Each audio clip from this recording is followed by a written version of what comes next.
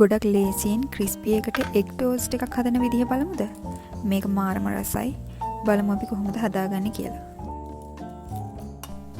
මුලින්ම මම බිත්තර ගෙඩි දෙකක් වෙන වෙනම කඩාගෙන බෝල් එකකට එකතු කරගන්නවා. ඒකට මම ලුණු කුඩු තේ හැඳි භාගයක්, කෑලි මිරිස් තේ හැඳි භාගයක්, ගම්බිරිස් කුඩු තේ හැඳි කාලක් එකතු කරගෙන හොඳට කලවම් කරගන්නවා.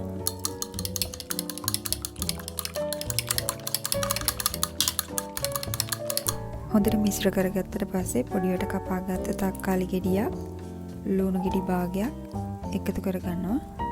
මේකටම මම කපාගත්ත සොසේජස් කරලක් එකතු කරගන්නවා.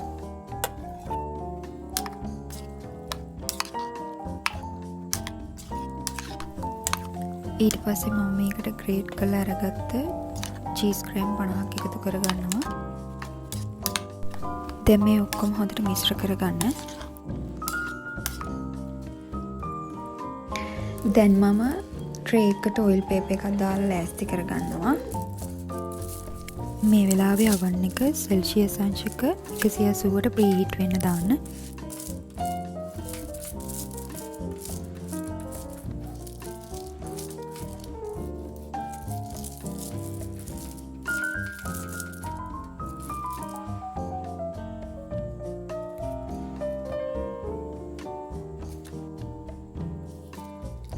දැන් මම පාන් පෙති ටික ට්‍රේ එක උඩින් තියාගන්නවා. ඊට පස්සේ තක්කාලි සෝස් හැම පාන් පෙත්තකම හොඳින් තවර ගන්නවා.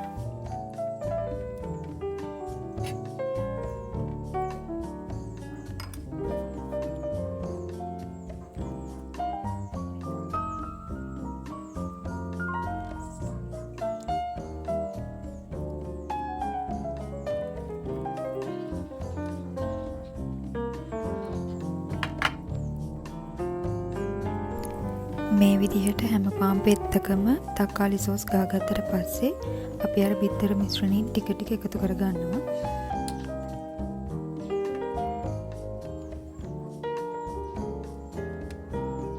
මේ විදිහට මිශ්‍රණය හැම පාන් පෙත්තකම තියාගත්තට පස්සේ සෙල්සියස් අංශක 180ට ප්‍රීහීට් වෙච්ච oven එකේ විනාඩි 20ක් 25ක් විතර පාන් පෙති ටික බේක් කරලා ගන්නවා.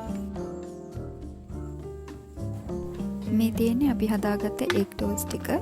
මේක ගොඩක් ක්‍රිස්පි වගේම මාරම රසයි. පොඩි අයට උනත් මේ විදිහට හදලා දෙන්න එයාලා ගොඩක් කැමති වෙයි. ගොඩක් ලේසියෙන් හදාගන්න පුළුවන් නිසා මම හිතනවා ඔයාලා කැමති වෙයි කියලා. මේ වගේ රෙසිපි එකකින් ආයෙ හමු වෙනකම් ඔයාලට සුබ දවසක්.